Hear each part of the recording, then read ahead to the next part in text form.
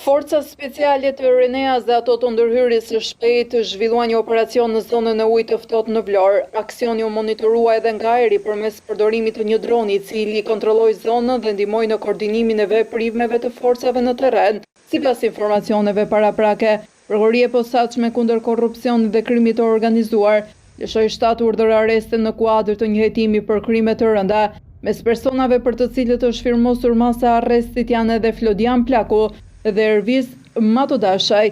Burime bëjnë me dije se disa nga personat e përfshirë në këtë operacion kanë patur probleme të mëparshme me drejtsinë, ku 2 prej tyre rezultojnë të arrestuar më herët në Itali, ndërsa një tjetër është ndaluar në Janin të Greqisë. Sipas të dhënave paraprake, operacioni lidhet me zbardhjen e një vrasje dhe hetimet vijojnë.